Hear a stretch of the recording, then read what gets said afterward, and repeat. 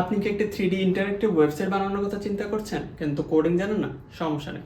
Coding ছাড়াই আপনি এরকম একটি প্রফেশনাল ওয়েবসাইট বানাতে পারেন ফ্রেমারের সাহায্যে, যেখানে আপনি অ্যানিমেটেড গ্রেডিয়েন্ট ইউজ করতে পারেন হিরো ব্যাকগ্রাউন্ডে এবং আপনার বিজনেসের ইনফরমেশন শেয়ার করতে পারেন। আপনার বিজনেসের কিছু 3D এলিমেন্টস দিয়ে স্ক্রল অ্যানিমেশন করতে পারেন এবং এরকম আর অনেক কিছু আমরা শিখবো আমার এই চ্যানেল 3D ওয়েব মাস্টার্সে। আপনাদের সাথে থাকছি আমি ফয়সাল রহমান। চলুন শুরু করা যাক। আমরা যখন কোনো একটা ওয়েবসাইট ডেভেলপমেন্টের কথা চিন্তা করি তখন সর্বপ্রথম আমাদের মাথায় যেটা আসে সেটা হচ্ছে কোডিং। এরকম অনেকগুলো কোডিং ল্যাঙ্গুয়েজ 1990-এর দশকে তৈরি হয়েছিল, যেরকম HTML, CSS, জাভাস্ক্রিপ্ট। HTML এর মাধ্যমে আমরা একটা ওয়েবসাইটকে স্ট্রাকচার দিতে পারি বা একটা ওয়েবসাইটের কঙ্কাল তৈরি করতে পারি, এবং CSS এর মাধ্যমে ওই কঙ্কালকে রূপ রেখা বা ডিজাইন দিতে পারি, এবং জাভাস্ক্রিপ্টের মাধ্যমে আমরা ওয়েবসাইটকে ইন্টারেক্টিভ করতে পারি, যে একটা ইউজার এটা কীভাবে একটা এক্সপিরিয়েন্স করবে একটা ওয়েবসাইট থেকে, সেটা আমরা জাভাস্ক্রিপ্টের মাধ্যমে পাই। কিন্তু এই ওয়েবসাইট যে তৈরি করার যে ল্যাঙ্গুয়েজগুলো আছে এগুলো খুবই জটিল, এবং সময়ের সাথে সাথে আমরা আরও অনেক সহজ এবং সিম্পল টাইপের প্রোগ্রামিং ল্যাঙ্গুয়েজ দেখতে পাচ্ছি, যেরকম PHP, Python, Swift, Ruby etcetera. তারপরে আবার সময়ের সাথে সাথে আমরা নো কোডিং ওয়েবসাইট ডেভেলপিং টুলও দেখতে পাচ্ছি, বা এগুলোকে ওয়েবসাইট বিল্ডার টুল বলতে পারেন, যেরকম উইক্স, ওয়েবফ্লো অথবা ওয়ার্ডপ্রেস, যেখানে আমরা কোডিং ছাড়াই একটা ওয়েবসাইট বানিয়ে ফেলতে পারি। কিন্তু এখানে সমস্যা হচ্ছে যে এইগুলোর মধ্যে অনেক লিমিটেশনস থাকে, আমরা চাইলে সব কিছু করতে পারি না, বা আমাদের বাইরের যে রিকোয়ারমেন্টগুলো আছে সবগুলো রিকোয়ারমেন্ট মিট করতে পারি না। এখানে ব্যতিক্রমধর্মী একটা টুল হচ্ছে ফ্রেমার, যেখানে আমরা অলমোস্ট কোডিং দিয়ে যা যা করতে পারতাম অলমোস্ট সবগুলো আমরা করতে পারছি ফ্রেমারের মাধ্যমে। কোডিংয়ের যে কাজটা সেটা হচ্ছে আমরা আমাদের যে কম্পিউটার আছে, কম্পিউটার তো আমাদের ভাষাটা বুঝতে পারছে না, আমাদের যে কমান্ডগুলো আছে এগুলো বোঝানোর জন্য কোডিংটা প্রয়োজন। ফ্রেমার যেটা করে সেটা হচ্ছে ভিজুয়াল ডিজাইনকে কোডিংয়ে রূপান্তরিত করে, মানে আমি ইনপুট দিব হচ্ছে ভিজুয়াল ডিজাইন এবং ফ্রেমার সেটাকে কোডে রূপান্তরিত করে দিবে। এরকম মনে হবে যেন আমি ফিগমাতে ডিজাইন করতেছি। ফ্রেমারের মাধ্যমে সবাই এরকম একটা ওয়েবসাইট বানাতে। তো চলুন দেখা যাক ফ্রেমারে আমরা কিভাবে একটা ওয়েবসাইট বিল্ড করতে পারি। এটা হচ্ছে আমার ফ্রেমারের ওয়েবসাইট, যেখানে আমরা একটা অ্যাকাউন্ট ক্রিয়েট করতে হবে। অ্যাকাউন্ট ক্রিয়েট করার পর আমাদের যে প্রজেক্ট সেকশন আছে, প্রজেক্ট সেকশনে যাওয়ার পরে আমরা নিউ প্রজেক্ট অথবা এক্সিস্টিং কোনো প্রজেক্ট চুজ করে কাজ শুরু করতে পারি। প্রথমে আমরা যখন হচ্ছে একটা প্রজেক্টের ভিতরে যাব, তো আমরা অনেকগুলো অপশন দেখতে পারি, যেরকম হচ্ছে এখানে পেজ, লেয়ার্স, অ্যাসেটস। পেজ মূলত হচ্ছে আমার ওয়েবসাইটে কয়টা পেজ আছে সেটা এখানে থাকবে। এখানে একটা পেজ আছে হোম পেজ। হোম পেজের সাথে আমরা আরও পেজ অ্যাড করতে পারি নিউ পেজে, যেরকম আমরা একটা পেজ ক্রিয়েট করতে পারি কন্ট্যাক্ট নামে। বাট আপাতত আমি হোম পেজে দেখাবো যে কিভাবে আমরা সেকশন বাই সেকশন বিল্ড করতে পারি। প্রথমে হোম পেজে যে প্রথমের সেকশনটা থাকে সেটাকে বলা হয় হিরো সেকশন। হিরো সেকশনের পরে একের পর এক সেকশন আমরা বিল্ড করি, এরপর লাস্টে যে সেকশনটা আসে সেটাকে আমরা বলি ফুটার সেকশন। এখন এই সেকশনগুলোতে ফ্রেম বা স্ট্যাক আকার থাকে।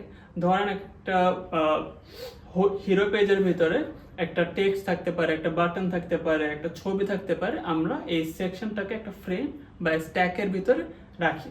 এখন ফ্রেম আর স্ট্যাকের মধ্যে পার্থক্যটা বোঝার চেষ্টা করব। এখান থেকে যদি আমি লেআউটে যে ফ্রেম সিলেক্ট করি অথবা কিবোর্ডে F চাপি, তাহলে আমি একটা ফ্রেম ক্রিয়েট করতে পারবো।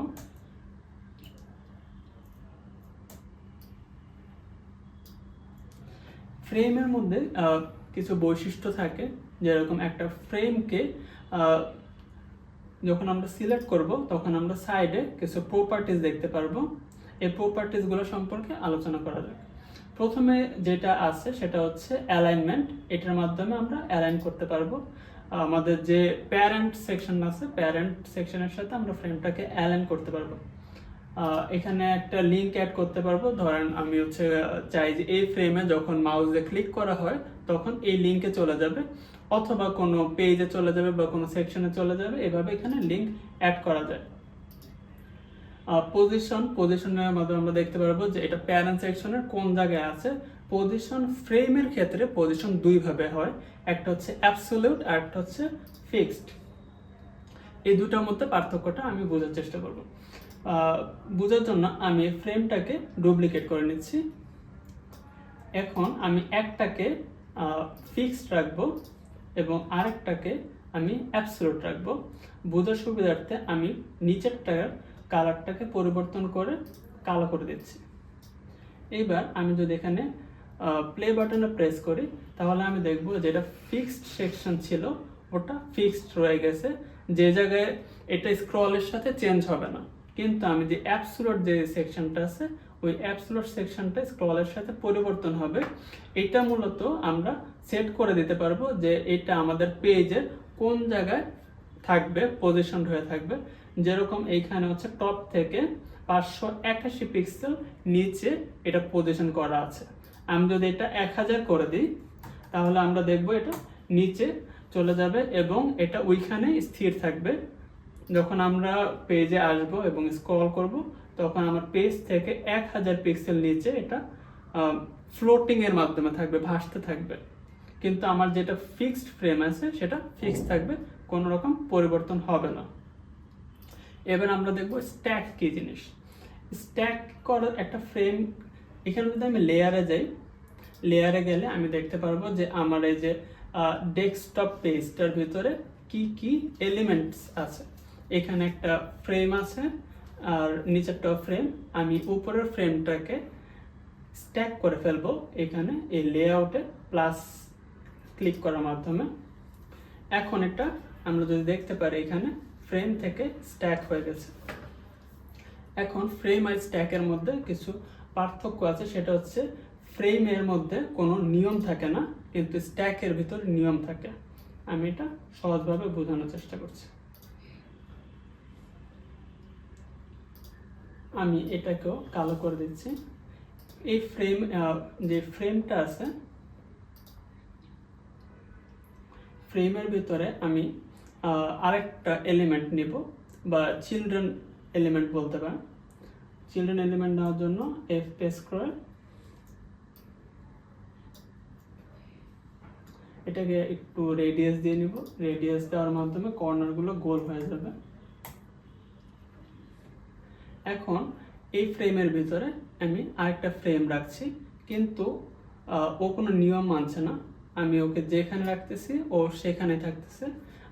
ফ্রেমে নির্দিষ্ট কোনো নিয়ম কানুন থাকে না, কিন্তু স্ট্যাকের মধ্যে এই যে লেআউটের মধ্যে আমরা দেখতে পাচ্ছি কিছু নিয়ম আছে। এই নিয়মগুলো তখনই আমরা দেখতে পারবো ভিজুয়ালি যখন আমরা এখানে এই একটা ফ্রেম রাখবো। আমি এখানে হচ্ছে এই ফ্রেমটাকে কপি করে নিলাম। এখন আমরা দেখতে পাচ্ছি যে এটা মিডলে অ্যালাইন্ড হয়ে গেছে। আমি যদি চেষ্টা করি এটা সাইডে নেওয়ার জন্য, এটা সাইডে যাবে না, এটা মিডলে চলে আসবে, কারণ স্ট্যাকের ভিতরে কিছু নিয়ম কানুন থাকে এবং নিয়ম কানুনগুলো এই সাইডে আমরা দেখতে পারবো। যেরকম এখানে যদি দেখি এখানে ডিস্ট্রিবিউটে আমরা দেখতেছি এটা সেন্টারে ডিস্ট্রিবিউট করা আছে। আমি যদি এটাকে স্টার্টে দিই তাহলে এটা লেফটের দিকে চলে গেছে, কারণ এখানে যে ডিরেকশনটা আছে এটা সাইডে আছে। এটা যদি ওপরে নিচে থাকতো তাহলে স্টার্ট মানে ওপরে এবং এন্ড মানে নিচে, সেন্টার মানে মিডলে। এই লেআউটটা হচ্ছে এই স্ট্যাকের নিয়মকানুনগুলো ঠিক করে দিচ্ছে। আমরা চাইলে এটাকে অ্যালাইন করতে পারবো। আমি যদি লেফট অ্যালাইন করে লেফটে চলে যাবে, রাইট অ্যালাইন করলে রাইটে চলে যাবে। এখানে যদি একের অধিক ফ্রেম থাকে সেক্ষেত্রেও ও নিয়ম অনুযায়ী থাকবে। যেরকম এখানে দেখতে পাচ্ছি যে দুইটা যে চিলড্রেন আছে, চিলড্রেন ফ্রেমগুলো একটার উপরে আরেকটা অবস্থান করছে। এখানে যদি আমি ডিরেকশনটা চেঞ্জ করে দিই তাহলে ওরা পাশাপাশি অবস্থান করবে। এরপরে এখানে যদি আমরা চাই যে এদের মাঝখানে যে গ্যাপটা আছে সেটা 10 থেকে বেশি হবে, তাহলে আমরা এখানে গ্যাপটা পরিবর্তন করলে দেখা যাবে যে গ্যাপটা বৃদ্ধি পাচ্ছে। গ্যাপটা আমরা 100, 200 বা 300 পিক্সেল পর্যন্ত দিতে পারি। এছাড়া আমরা যদি চাই যে এই গ্যাপটা হচ্ছে ও স্ট্যাকে নিজের মতো ফিল আপ করে নেবে, সেক্ষেত্রে আমরা এখানে ডিস্ট্রিবিউটে সেন্টার থেকে স্পেস বিটুইন করে দিতে পারি। সেক্ষেত্রে হবে কি, যে দুইটা এলিমেন্ট আছে, দুইটা এলিমেন্টের বাদে বাকি যে স্পেসটা আছে ওইটা তাদের মধ্যকার অবস্থানে থাকবে। এরপর প্যাডিংটা হচ্ছে আমরা পরীক্ষার খাতায় যেরকম লেফট সাইডে স্কেল দিয়ে টান দিয়ে দিই যে এর বাইরে আমি লিখবো না, বা উপরে আমরা স্কেল করে ফেলি, প্যাডিংটা হচ্ছে ওরকম। আমি যদি এখানে এই যে প্যাডিং আছে, প্যাডিংয়ের মধ্যে যদি আমি লেফট সাইডে 100 পিক্সেল দিয়ে দিই, সেক্ষেত্রে দেখা যাবে যে এই এলিমেন্টটা এই 100 পিক্সেলের ভিতরে ঢুকতে পারবে না, কারণ এখানে একটা অদৃশ্য প্যাডিং আছে। এই প্যাডিংটা আমরা লেফট, রাইট, টপ অথবা বিলোতে ইউজ করতে পারি। যেরকম আমি যদি এখন লেফটে 200 পিক্সেল লিখি, এখানে এই এলিমেন্টটা এই 200 পিক্সেলের ভিতরে ঢুকতে পারবে না। তো এই ছিল ফ্রেম আর স্ট্যাকের মধ্যে পার্থক্য। এখন আমরা আরো কিছু দেখব, যেরকম হচ্ছে আমি এই স্ট্যাকটাকে যদি স্ট্যাকের যে প্রস্থটা আছে এই প্রস্থটাকে কয়েকভাবে আমরা সেট করে রাখতে পারি। যেরকম আমরা যদি ফিক্সড করে রাখি, সেক্ষেত্রে এই ডেস্কটপে প্লাস প্লে আইকনে ক্লিক করলে আমরা দেখব যে আমি যত ছোট বড় হোক না কেন আমার ডিভাইসটা এটা ফিক্সড থাকতেছে। আবার আমি যদি স্ট্যাকটাকে রিলেটিভ করে দিই এবং একটা পার্সেন্টেজ দিয়ে দিই, যেরকম হচ্ছে 90%, তখন আমরা দেখব যে আমার এই স্ট্যাকটা আমার প্যারেন্ট সেকশন বা ডিভাইস, যে ডিভাইসে আমার ইউজাররা আমার ওয়েবসাইটটাকে দেখবে, যদি ডিভাইসে ছোট হয় সেক্ষেত্রে ওই স্ট্যাকটাও ছোট বড় হচ্ছে। এবং আমি যদি ফিট কন্টেন্ট দিই, সেক্ষেত্রে আমার ওই স্ট্যাকের ভিতরে যে কন্টেন্টগুলো আছে, কন্টেন্টের যে প্রস্থ এবং আমাদের এই স্ট্যাকের যে প্যাডিং, এগুলোর যোগফলে হবে আমার এই স্ট্যাকের নতুন প্রস্থ। তখন কিন্তু আমি যদি ডিভাইসের সাইজ পরিবর্তন হয়, আমার স্ট্যাকের সাইজ পরিবর্তন হবে না, কারণ এটা আমার কন্টেন্ট যতটুকু আছে, ভিতরে যে এলিমেন্টগুলো আছে, এলিমেন্টের প্রস্থর সাথে আমার স্ট্যাকের প্রস্থ মিল থাকবে। এখানে যদি আমি আমার এক একটা চিলড্রেন এলিমেন্টের প্রস্থ বড় ছোট করি, তাহলে আমার স্ট্যাকের প্রস্থ বড় ছোট হবে। আমরা এখন দেখব হচ্ছে ব্রেক পয়েন্ট কি জিনিস। যেরকম আমরা একটু আগে দেখলাম যে অনেকগুলো ডিভাইসের সাইজ এক এক রকম থাকে। আমাদের ইউজাররা কেউ ল্যাপটপে আমাদের ওয়েবসাইটটা দেখে থাকে, কেউ ট্যাবলেট আমাদের ওয়েবসাইটটা দেখে থাকে, কেউ বা ফোনে আমাদের ওয়েবসাইটটা দেখে থাকে। তো সবগুলো ডিভাইসে যাতে আমার এই ওয়েবসাইটটা ঠিকভাবে দেখা যায়, এই জন্য আমাদেরকে ব্রেক পয়েন্ট অ্যাড করতে হবে। আমি স্ট্যাকটা ডিলিট করে দিচ্ছি বোঝানোর সুবিধার্থে। আমি এখানে ইনসার্ট থেকে একটা ন্যাভিগেশন অ্যাড করে নেব। এখন এই যে ন্যাভিগেশনটা আছে, সেই ন্যাভিগেশনটার যে উইথ আছে সেটা হচ্ছে রিলেটিভ, মানে আমার ডিভাইস ছোট বড় হওয়ার সাথে সাথে এটার যে প্রস্থ সেটা ছোট বড় হবে। তারপরও যদি আমরা দেখি যে হচ্ছে বড় একটা ডেস্কটপে আমার ওয়েবসাইটটা দেখছে, যেটা হচ্ছে 1200 পিক্সেল প্রস্থ, সে এইভাবে দেখতে পাচ্ছে। কেউ যদি ট্যাবলেটটা দেখে সে হচ্ছে 810 এর মধ্যে দেখতে পারবে। তো সেক্ষেত্রে কোনো সমস্যা হচ্ছে না। কিন্তু যে ফোনে দেখবে সে হচ্ছে 390 পিক্সেলে দেখবে। এখানে আমরা দেখতে পাচ্ছি 392 পিক্সেল। তো ফোনের পিক্সেল সাধারণত 390 এর মতো হয়। তো সেক্ষেত্রে আমার এখান থেকে এই আপডেটটা কেটে যাচ্ছে। তো আমার ভিউয়াররা যাতে সবগুলো ডিভাইস থেকে আমার ওয়েবসাইটটা ঠিক মতো দেখতে পারে, এই জন্য আমরা ব্রেক পয়েন্ট অ্যাড করব। ব্রেক পয়েন্ট অ্যাড করার জন্য এখানে আমরা ব্রেক পয়েন্টের পাশে প্লাস আইকনটা ক্লিক করব এবং এখান থেকে ট্যাবলেট, ফোন অথবা কাস্টম যে কোনো সাইজ আমরা চুজ করতে পারবো। তো বেশিরভাগ ক্ষেত্রে আমরা ট্যাবলেটটাই চুজ করি। এবং আমি হচ্ছে এই ট্যাবলেটে ব্রেক পয়েন্ট যখন হবে তখন এই যে ন্যাভিগেশনটা আছে আমি চাই সেটা বড় হয়ে যাক। তো আমরা এখান থেকে এটা সাইজ বড় করে দেব এবং আমরা যদি ফোনের যে ব্রেক পয়েন্ট অ্যাড করি সেক্ষেত্রে আমরা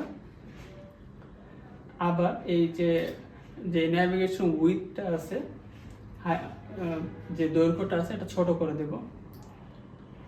এখন দেখি যে ব্রেক পয়েন্টটা কিভাবে কাজ করে। ডেস্কটপে যখন সাইজ আসে তখন আমার ন্যাভিগেশনটা এইভাবে থাকবে। যখন এটা ছোট হয়ে যাবে 1200 থেকে যখন ছোট হবে তখন এটা ট্যাবলেটের যে পেজটা আছে ওইটাতে ট্রান্সফর্ম হয়ে যাবে। এরপর আরো ছোট হতে হতে যখন 810 থেকে ছোট হয়ে যাবে, এখানে 810 আছে, যদি আমরা 810 থেকে ছোট করি তখন আবার এটা ফোন হয়ে যাবে। তখন হচ্ছে আমরা একটা হ্যামবার্গার আইকন পাচ্ছি। হ্যামবার্গার আইকনের মাধ্যমে আমরা আমাদের বাকি যে মেনুর যে অপশনগুলো আছে ওগুলো আমরা দেখতে পারবো। তো আজকের জন্য এই পর্যন্তই। আমরা আরো ডেপথে আলোচনা করব এবং কিভাবে এক একটা ফিচারকে ব্যবহার করতে হয় এটা আমরা পরবর্তী ভিডিওগুলোতে দেখতে পারবো।